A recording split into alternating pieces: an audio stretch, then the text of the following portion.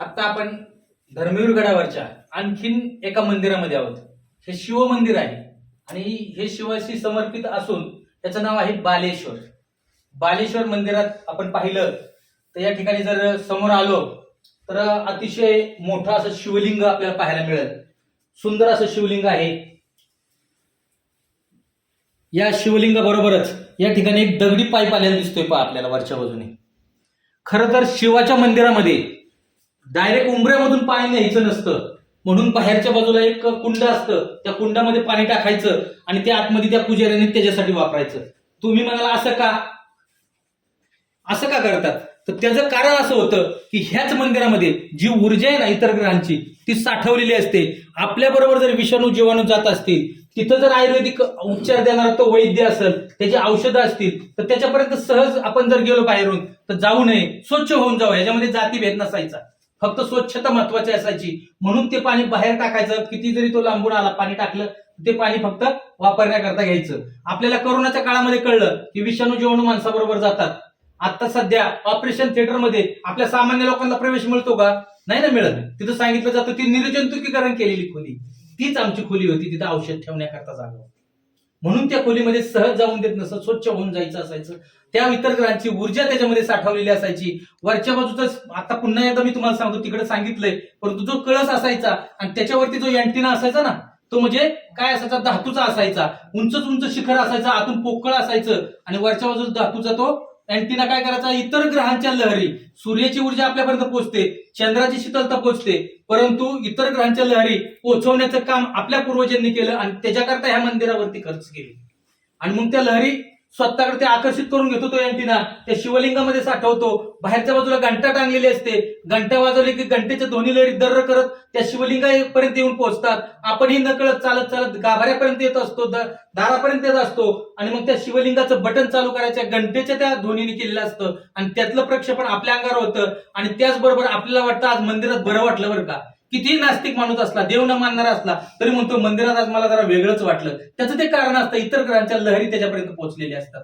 आणि त्या ठिकाणी त्या मंदिरामध्ये तशी व्यवस्था केलेली असायची. त्याच्याकरता उंच उंच मंदिर असायची. सहज आपण एखाद्या गावामध्ये गावकुसाच्या आतमध्ये वीज पडत नाही, शिवारात पडते, परंतु गावकुसाच्या आतमध्ये का पडत नाही? तर तो अँटेना तेही काम करायचा, कारण त्याच्याकडे ते आकर्षित होते. उंच ठिकाणी धातूकडे ती वीज आकर्षित होते आणि ती जमिनीशी एकरूप होते. कारण हे असं चिरबंद मंदिर असायचं, ते जमिनीशी एकरूप झालेलं असायचं. म्हणजे वीज गावावरती न पडता त्याच्यावरून ते आकर्षित करून काय करायचं? जमिनीमध्ये सोडायचं काम त्या काळात मंदिरं करायची. त्याच्यामुळं प्रत्येक गावामध्ये मंदिराच्या कळसापेक्षा कुणाचं घर उंच नसावं अशी संकल्पना रूढ झालेली होती. अगदी राजवाडा सुद्धा उंच नसावा, त्याच्यापेक्षा आधी मंदिर उंच बांधायचं आणि नंतर मग राजवाडा बांधायचा, अशी पद्धत असायची. त्या करतात कदाचित ती असावी, कारण इतर ग्रहांच्या लहरी येतील आणि त्याला कोणी अडवू नये, त्याच्यापर्यंत त्या पोहोचाव्यात, म्हणून कदाचित ते बांधलेलं नसावं, अशी ही मंदिराची रचना असायची. याच मंदिरामध्ये दवाखाने म्हणजे आयुर्वेदिक उपचार चालायचे. याच मंदिरामधून गुरुकुल चालायचे आणि याच मंदिरामधून रामायण महाभारत शिकवलं जायचं. अशा प्रकारच्या रचना असायच्या. आता तो आपण जर पाहिलं तर हे सुंदर गेट पहा,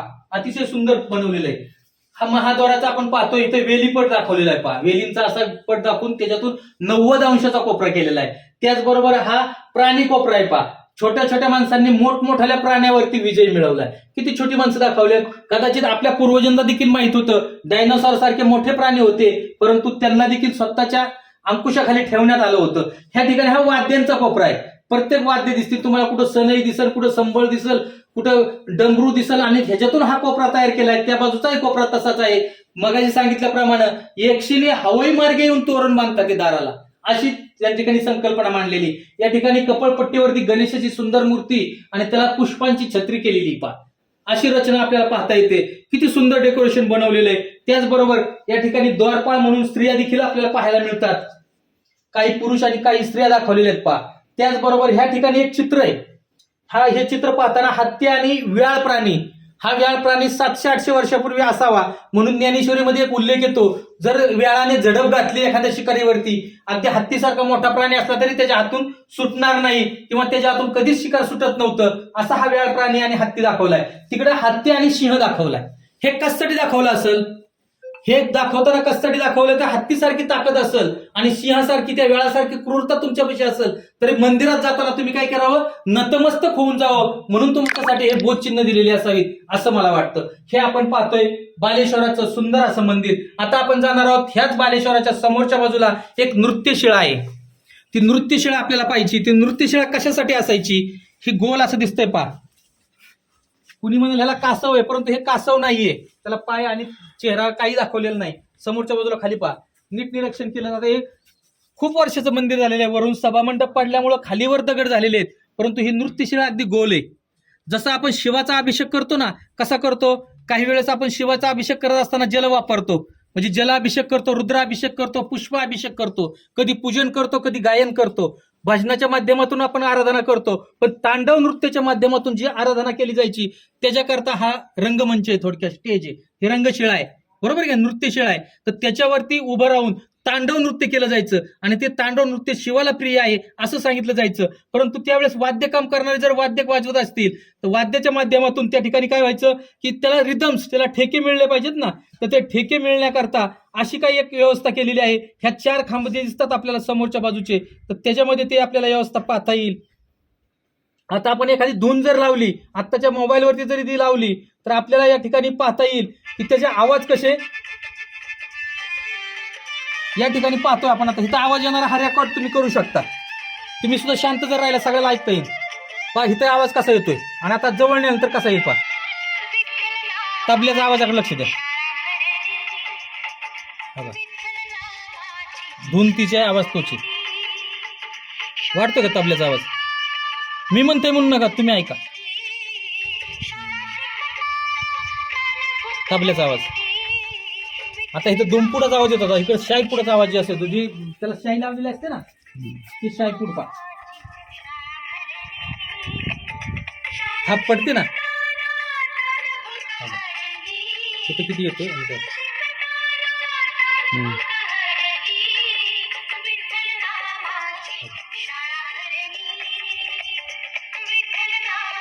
वाटतोय वाटतोय.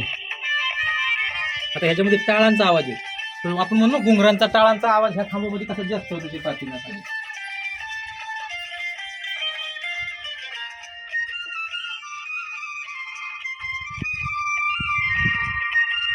आता टाळाचा आवाज सुरू होईल धून मध्ये, तेवढंच ऐकत नाही.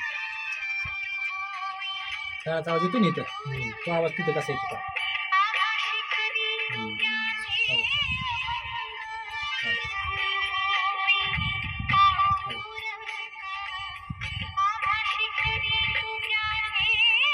आणखीन पुढे जाऊन आपण आणखी एका खांबामध्ये त्या ठिकाणी जो गायक असतो त्याचे आवाज कसे जास्त होतात हे पाहिजे आपल्याला.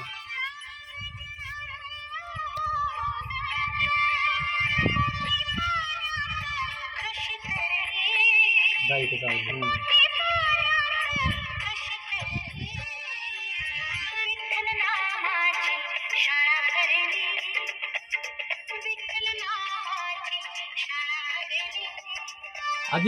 अगदी भीमा नदीच्या कडेला असणार हे तीर्थक्षेत्र त्या काळातलं, आणि आपण ते पाहतो. आणि तांडव नृत्य करत असताना ह्या ठिकाणी तांडव नृत्याचं एक दृश्य आपल्याला घ्यायचंय.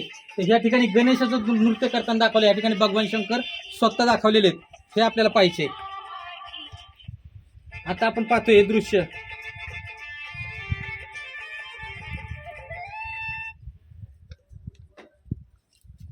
या ठिकाणी गणेश स्वतः तांडव नृत्य करत असताना दाखवलेत पहा. ह्या ज्या मंडपाचा विशेषता आहे ती गणेश स्वतः आणि ह्या ठिकाणी भगवान शंकर स्वतः नृत्य करत असताना असं एक दृश्य कोरलेलं आपल्याला या खांबावरती पाहता येते.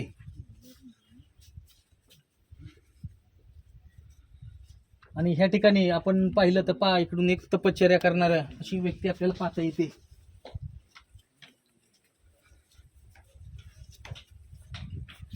त्याला पण ते चालत.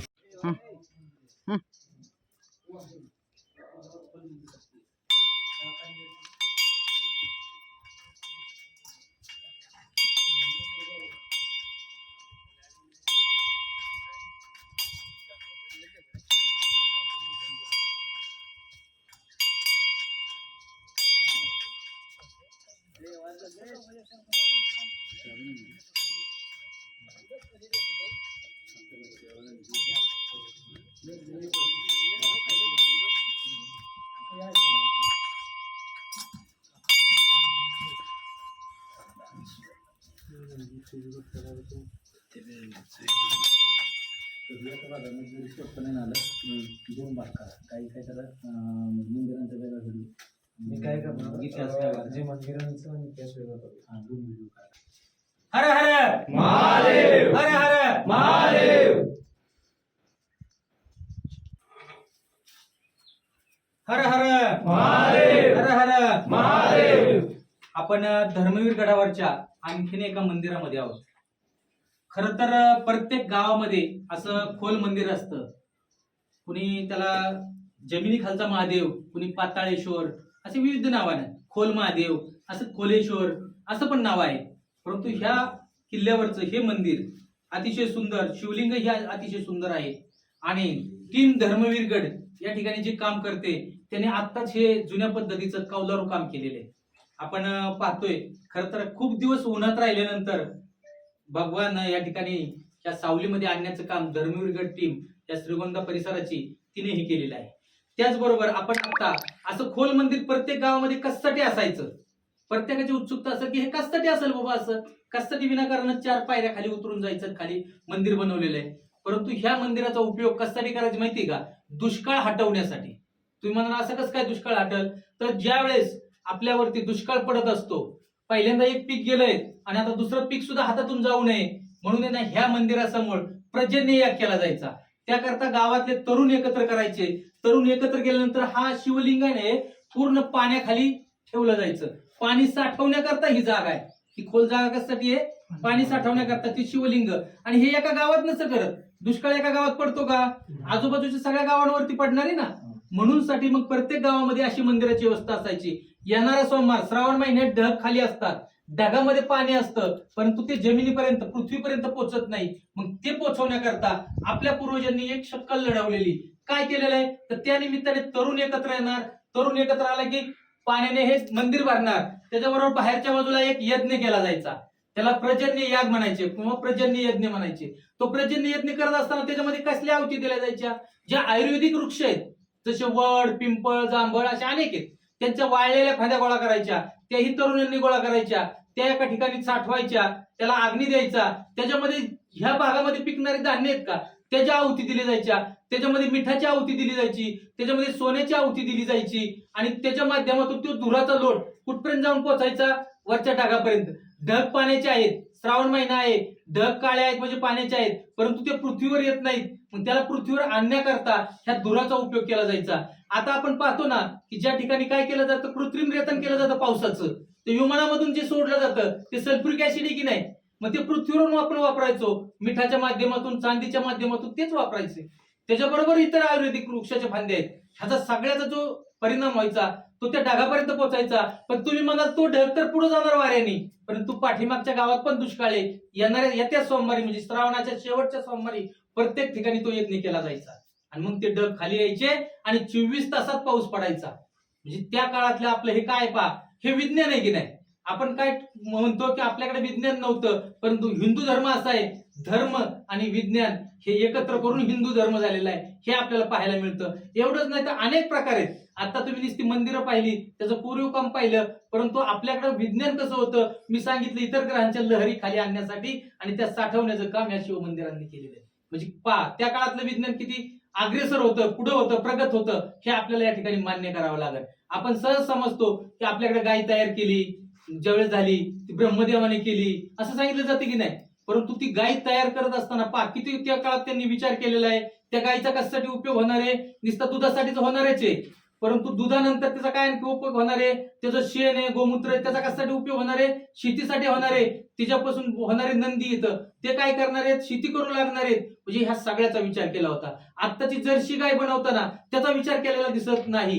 कारण आपण पाहतो की आपल्याकडे ब्राझील मधून पहिल्यांदा गाय कुणी आणली, A.R. अंतुले या मुख्यमंत्री असताना महाराष्ट्रात पहिल्यांदा गाय आली जर्सी, बरोबर की नाही. मग ती जर्सी गाय आणली, परंतु तिचा फक्त दुधाचा विचार केलाय. मग ती दूध कशाचं जास्त देते, मग सगळ्यात जास्त पिल्ल कशाला असतात, डुकराला असतात. कशाचा विचार केला त्यांनी, त्या डुकराचा 12 पिल्ला असतात का नाही डुकरीनीला, मग तिला जास्त दूध असणार म्हणून तिचा अंश घेतलाय त्यांनी.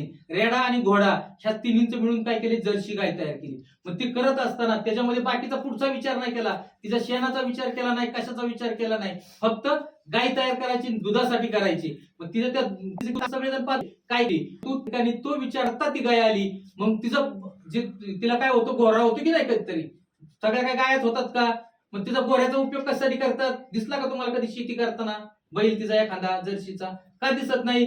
तर आताही काही जण ज्यावेळेस तिला होतो ना गोरा होतो ना, त्याला लगेच ते काय म्हणतात लोक, ह्या अंतुल्याला कुठं द्या, आता खटकाला द्या. तुमच्याकडे आहे का शब्द प्रचलित, ह्या अंतुल्या झाला हिला, त्याला अंतुल्या म्हणतात, आमच्या भागात तर सगळीकडे म्हणतात. मग ते अंतुल्या कशावर म्हणतात, ते यार अंतुल्याने आणलेलं बी नाही म्हणून त्याला म्हणतात खटकाला देऊन टाका, तो काही कामाचा नाही. परंतु पूर्वीची गाई आणि बैल हा खूप मोठा अभ्यास करून त्या ठिकाणी आपल्या पूर्वजांनी बनवली होती, त्याचा प्रत्येक भागाचा आपल्याला उपयोग व्हायचा. पण मित्रांनो, आज पाहतो आपण की गायची काय अवस्था आहे, गाय कुठं चालल्यात, सगळ्या कसबाकडे चालल्यात, पाहतोय की नाही. गावरान गाय तर अजिबात राहत नाहीत. मित्रांनो, तसा जर विचार केला तर आपली आई आपल्याला किती वर्ष दूध पाजते हो, 2 वर्षाच्या वर पाजत नाही, बरोबर आहे की नाही. पण दुधाचे उपकार आपण विसरतो का, विसरत नाही ना. पण ती गाई आपल्या बापाला दूध पाजते, आपल्याला पाजते आणि आपल्या मुलाला पण पाजणारे, म्हणजे नातवाला पण पाजणारे. तरीही ती जर खाटी झाली, ती जर ही झाली, तर कोणाला विकता तुम्ही, खाटका तुमच्या कुटुंबाला विकली पाहिजे का. आणखी तिचा दुसरा फायदा असा आहे की आपल्या पूर्वजांनी सांगितलं होतं, गाय दारात मारावी, बैल दारात मारावा, त्यांनी बापासारखं कष्ट केलंय आणि त्याला बांधाला पुरावा. तुमच्याकडे गाय होती का ही संकल्पना, शेती ज्या ठिकाणी होत होती त्या ठिकाणी सांगितलं जायचं. कारण काय होतं माहिती का मित्रांनो, तिचे जे हाडं आहेत का, त्या हाडामध्ये एवढं काय फॉस्फरस असतो, म्हणजे युरिया खताची त्याच्यामध्ये एवढी काय मात्रा असते, तर ती आहे ना 3 वर्ष आपल्या शेतीला पुरायची. ते जो ज्या ठिकाणी बांधाला जर मध्ये पुरला तो बैल किंवा गाई, तर 3 वर्ष त्या क्षेत्राला ती ऊर्जा पुरायची. म्हणजे कशाची, युरियाची. तुम्ही युरिया आता वरच्या बाजून टाकता तर निम्मा हवेत जातो, किती टक्के तरी वापरला कमी जातो, म्हणजे जर 100% टाकला तर 10% वापरला जातोय. पण हे जमिनीमध्ये गाडलेलं असायचं, नांगरट केली की ते बाहेर पडायला लागायचं, पाणी दिलं की आणखी तो युरियाचा, आणि त्याच्या माध्यमातून पिकं यायची. म्हणजे गाय विकावं लागत होती का, नव्हती विकावं लागत. दुसरी गोष्ट अशी, गायीचं दही दूध ज्यांनी ज्यांनी खाल्लं, बरोबर आहे, आता पण डॉक्टर काय सांगतो, गावरान गाय असते दूध पाजा. आईच्या नंतर कोणाची किंमत केली, गायीच्या दुधाची केली, आणि तरीही आपण खटकाला विकतो. किती दुर्दैव आहे ना. तरी ती गाय वाचली पाहिजे असा संकल्प खरं तर ह्या मंदिरामध्ये बसून आपण केला तो खऱ्या अर्थात तो सार्थ ठरणार आहे. तेवढंच नाही तर गायचं शेणामध्ये कितीतरी उपयोग सांगितले. मित्रांनो, ज्या वेळेस आहे ना आपल्याकडे आपण पाहतो, कोरोना नंतर आपल्याला कळलं की काय करायचं असतं, 15 दिवस काय करायचे, क्वारंटाईज करायची की नाही आपल्याला. त्या कुटुंबाला जर एकाला झालं तर 15 दिवस तुम्ही करायचं, बाहेर पडायचं नाही. पण आमच्या पूर्वजांनी पूर्वीची अवस्था कशी केलेली, आपल्याकडे मयत झाल्यानंतर काय केलं जातं, पहिल्यांदा सगळ्यात आधी ज्या ठिकाणी मयत आहे त्या ठिकाणी दिवा लावला जातो. त्याच्या शरीरातून जे त्याचे होल आहेत शरीराचे, जे त्याच्या ही त्याच्यामधून असे काही विषाणू जीवाणू बाहेर पडत असतात, कारण ते काय करायचे, त्या ज्योतीकडे पाहून नष्ट होतील. दुसरी गोष्ट, ते प्रेत उचलल्याबरोबर तिथं शेणाने सारवून काढा असं सांगितलं जायचं. आता काय मारभर बसली त्याच्यामुळे शेणाने सारवायचा काय प्रश्न राहिलेला नाही, पण तसं असायचं. ते शेणाने सारवून काढा सांगायचे. पुढे लगेच गौऱ्यांच काय केलं जायचं, धूर केला जायचा, तो शिकाळीमध्ये घातला जायचा. ते प्रेत जात असताना ते ज्यावेळेस ज्यांनी खांद्यावर घेतले त्यांच्या लक्षात आलं असत, ते प्रेत नेमकं असं हापकत असतं त्या बांबूच्या टाकीवरती, आणि त्याच्यात ते पंचहोल मधून हवा बाहेर निघत असते. तोंडामधून तर कधी कधी श्वासोश्वास इतकं जोरात चालू झाल्यासारखं वाटतं, चालत ते घेऊन जाणार वाटतं, म्हातारा काय उठून बसले काय असं वाटतं. म्हणजे इतकं श्वासोश्वास चालू झाला, पण त्याच्यामधून जे विषाणू जीवाणू ते शरीर सोडून देतात. का सोडतात, त्याच्यामध्ये काय नाही राहिलेलं, ते मृत झालेलं आहे, त्यांना पण कळतं, म्हणून ते दुसऱ्याच्या शरीरात प्रवेश करणार आहे, बरोबर आहे की नाही. परंतु त्याच्याबरोबर जाणाऱ्या मैतातील कुणाला त्याचा रोगाचा होऊ नये म्हणून तो दूर केला जायचा, तो नष्ट करत चालायचे. आपल्याकडे प्रेत नष्ट केलं जातं, जमिनीमध्ये पुरून ठेवलं जातं का, नाही ठेवलं जात. पण त्याच्यामध्ये जर हे असतील काही धर्मामध्ये ते प्रेत पुरलं जाते पा, ते जर काही दिवसानंतर कसलाही वायू असू द्या त्याच्या शरीरातून बाहेर निघल्याशिवाय राहणार आहे का, म्हणजे ते रोगराई परत पसरल्याशिवाय राहणार आहे का, म्हणजे तशा प्रकारची रोगराई पसरत असते. म्हणून आपल्या हिंदू धर्माने काय केलेलं आहे, प्रेत नष्ट करायला सांगितले. आणि तेवढंच नाही, तिथून पुढे आपण म्हणतो 10वा करायचा आहे. आपल्या कुटुंबातला माणूस त्या कुटुंबाला भेटायला गेला तर लांब बस बरं का, तुटाक बसवला जातो. क्वारंटाईन मध्ये बसवायचे ना असेच, खोकला तर त्याचा आपल्यापर्यंत नको विषाणू यायला. म्हणजे त्या काळात सुद्धा त्या माणसांना माहित होतं की ह्या कुटुंबाबरोबर त्याचा प्रेत गेलेलं आहे, परंतु ते आजार राहिलेले असतील, ते इतरांना बाधा होऊ नये म्हणून त्याला काय केलं जातं, क्वारंटाईनच केल्यासारखं 14 दिवस आपण म्हणतो ना, 14व्यापर्यंत यांनी कुणाच्या जास्त संपर्क नाही करायचा. ज्यावेळेस 10वा असतो त्यावेळेस मित्रांनो आपल्याला पुन्हा सांगितलं जातं की गोमूत्राने आंघोळ करा, गायचं शेण अंगाला लावा. ह्याच्यामधून कशासाठी केलेलं आहे ते? तर आपल्या शरीरावर जर ते विषाणू जीवन राहिले असते तर नष्ट करायचं काम कोण करतं? गायचं शेण आणि गोमूत्र. सगळ्यात भारी क्लिनिक येते स्वच्छ करण्यासाठी, म्हणून ते लावायला सांगितलं जातं. मग तिथून पुढे त्यांना काय होतं? 14व्या नंतर समाजामध्ये प्रवेश मिळतो. हे खरं तर त्या काळात त्यांनी करून ठेवलेलं आहे, पण ते आपल्यापर्यंत चांगल्या पद्धतीने पोहोचलं नाही. हे विज्ञान आहे आपल्या धर्मातलं, आणि ते मृत्यूच्या निमित्तानं, माणसांच्या प्रेताच्या निमित्तानं हे सगळ्यांपर्यंत अशा पद्धतीने ते पोहोचवत होते. त्याला फक्त धर्माची जोड दिली होती. विज्ञान आणि धर्म ह्याची उत्कृष्ट सांगड म्हणजेच काय? हिंदू धर्म आहे. हर हर महादेव. हर हर महादेव. भारत माता की जय. भारत माता की जय. वंदे मातरम. वंदे मातरम. धर्मवीर संभाजी महाराज की जय. छत्रपती शिवाजी महाराज की जय. जय भवानी. जय शिवाजी. जय भवानी. जय शिवाजी. जय जय जय जय जय भवानी. जय जय जय जय जय शिवाजी.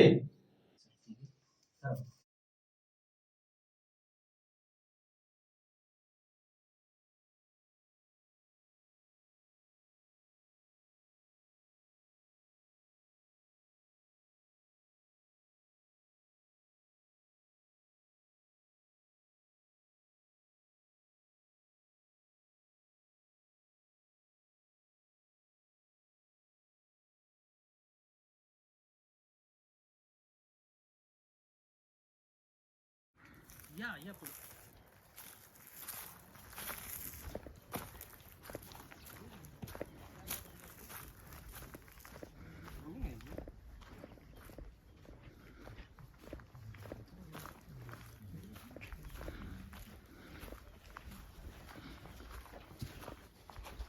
आता आपण धर्मवीर गडावरच्या आणखीन एका मंदिरामध्ये आहोत. ह्या मंदिराचं नाव आहे रामेश्वर. रामेश्वर अतिशय पुरातन असं ह्या किल्ल्यावरचं मंदिर आहे. आपण पाहतो की दगडावर दगड ठेवून हे मंदिर कसं बनवलंय. जीर्ण जरी अवस्थेत असलं तरी त्यातल्या काही पाण्यासारखी भाग आहेत ते आपण निश्चित पाहणार आहोत. आता आपण सभागृहामध्ये या ठिकाणी प्रवेश करतोय.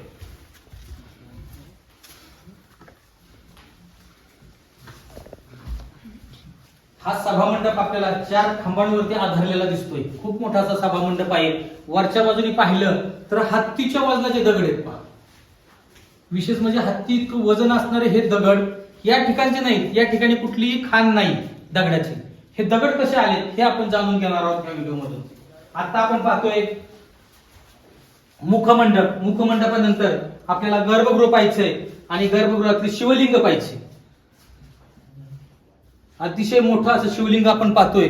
आणि त्याचबरोबर मगाशी आपण ज्या भैरवनाथ मंदिरात होतो आणि त्या भैरवनाथ मंदिरातील एक जैन मूर्ती आपल्याला पाहिजे होती, तर ती जैन मूर्ती देखील आपण या ठिकाणी पाहतोय.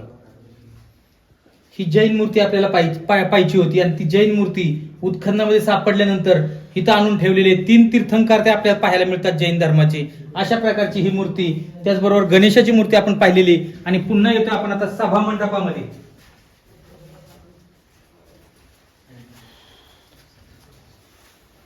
आता सभा मंडपामध्ये आल्यानंतर आत्ताच आपण बालेश्वर मंदिरात नृत्यशिळा पाहिली ना, तशी नृत्यशिळा इथंही होती.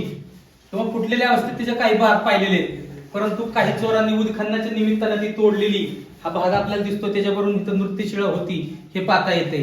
या ठिकाणी हे जरी मंदिर असलं तरी दोन्ही बाजूला ध्यानधारणा करण्याकरता खूप मोठमोठाले 2 मंदिर आहेत, तेही पाहता येतात. या बाजूला एक आहे उत्तरेच्या आणि दक्षिणेच्या बाजूला एक पाहिलं तर तिथंही तशाच प्रकारचे एक मंदिर आपल्याला पाहता येते. आणि हे ध्यानधारणा मंदिर आहे हे आपल्याला पाहता येतं.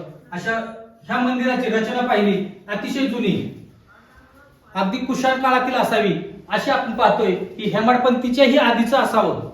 अशा प्रकारचे जे खांब आहेत त्याच्यावरून हे पाहता येतं. आणि हत्तीच्या वजनाचे दगड. तर तुम्हाला इथं मुद्दाम म्हणून काय सांगायचंय तर ह्या मंदिरामध्ये आपण पाहत होतो आत्ताच की हे मोठमोठाले दगड ह्या मंदिरासाठी ह्या भागातले नाहीत. ह्या भागात कुठं खाण नाही.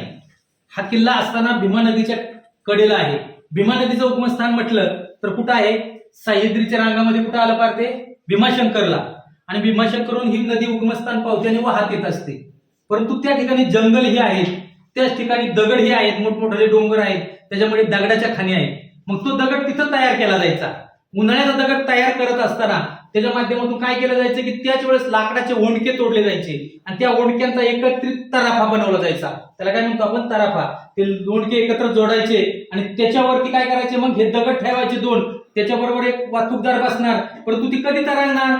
ज्यावेळेस पाऊस पडायचा, पाऊस काळामध्ये मग पूर परिस्थिती तयार व्हायची, मग ती तरागायला लागायची ते दगडासहित आणि मग त्याला ढकलत ढकलत मुख्य पात्रात न्यायचं आणि मग मुख्य पात्रातून त्याची वाहतूक कुठपर्यंत केली? आपल्या किल्ल्यापर्यंत गेली. मग कडं आल्यानंतर त्याला पुन्हा वळती करून घ्यायचं आणि ते दगड किनाऱ्यावरती आणायचे. तिथून पुढे हत्तींनी किंवा ओंडक्याचे मोठमोठाले चाकं करून त्याच्यावरती ढकलत दगड इथपर्यंत आणायचे. हे मंदिर होत असताना आता एक दगड बसवला, एक थर झाला की तो मातीने बुजवला जायचा बाहेरच्या बाजूने आणि मग पुन्हा दुसरा दगड बसायचा, पुन्हा त्या उंचीमध्ये माती भरली जायची. असं करत करत शेवटच्या अगदी कळसापर्यंत पूर्ण बाहेरून माती आणि ते दगड लोटत लोटत ह्याच्यावरती आणून बसवले जायचे. असं हे मंदिर तयार व्हायचं. म्हणजे दगडी मंदिर कसं तयार होत होतं? त्या काळात कुठली यंत्र होती का? त्या हत्तीच्या वजनाचे दगड माणसं उचलणार आहेत का? अजिबात नाही. परंतु त्याला त्या काळात वापरली जाणारी जी पद्धत होती ती तशा प्रकारची होती. तो दगड तासून घ्यायचा आणि त्याला खाच करायची. त्या एका खाचीमध्ये बसला पाहिजे. खालच्या दगडाला काय करायचं? होल करायचं आणि वरच्या बाजूला खाच शिंबी ठेवायची. मग त्याच्यामध्ये ती खाच बसायचं आणि तो दगड देखील पॅक व्हायचा. परंतु ती बुजवत बुजवत मातीने भरत भरत वरपर्यंत न्यायचं आणि मग शेवटचा दगड बसवल्यानंतर पुन्हा बाहेरची माती काढून टाकायची आणि हे मंदिर तयार झालेलं असायचं. अशा प्रकारचं हे मंदिर बनवलं जायचं. तर हे मंदिर बनवत असताना हे रामेश्वर हे मंदिर पाहतोय आपण ह्या किल्ल्यावरचं. मंदिर बनवण्याची पद्धत कशी हे मुद्दा म्हणून मी या ठिकाणी आज सांगितलेलं आहे. तर अशा प्रकारे हे मंदिर तयार व्हायचं. हे मंदिर आपण पाहतोय ते रामेश्वर मंदिर धर्मवीर गडावरचं अतिशय सुंदर असं या मंदिराचं लोकेशन आपण आता घेतलेलं आहे. गडपाला आहेत ना नेमले, गडपाला सांगणार ते.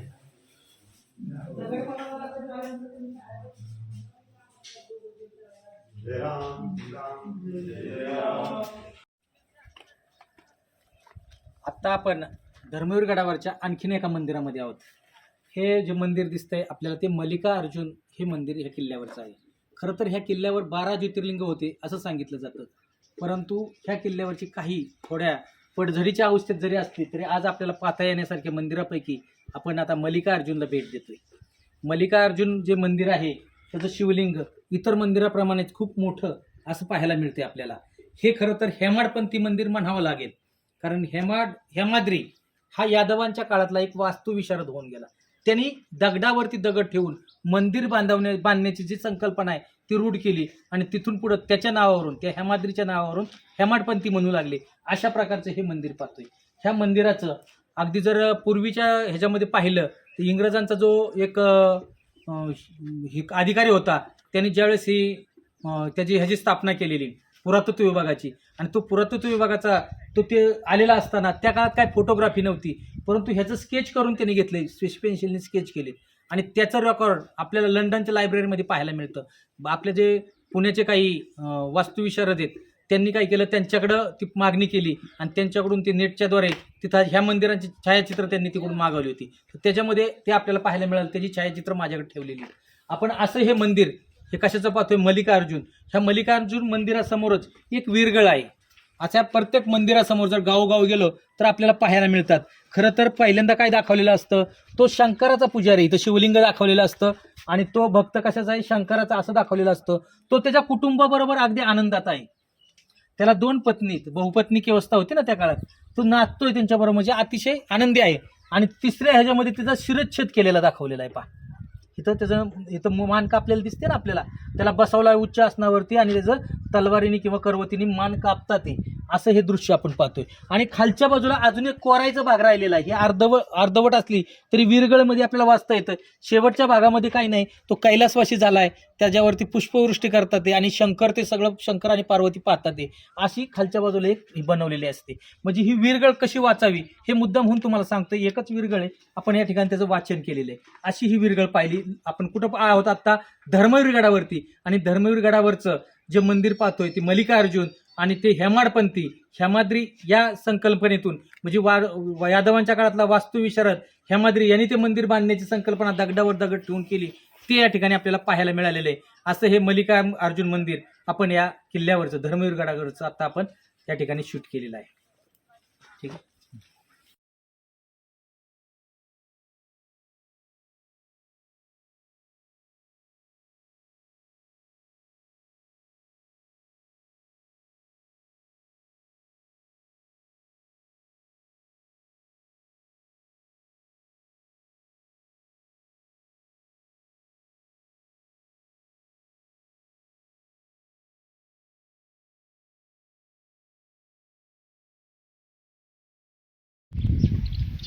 नमस्कार, मी लक्ष्मण दत्तात्रय नाईकवाडी या ठिकाणी आज तुम्ही धर्मवीर गडावरती आलात.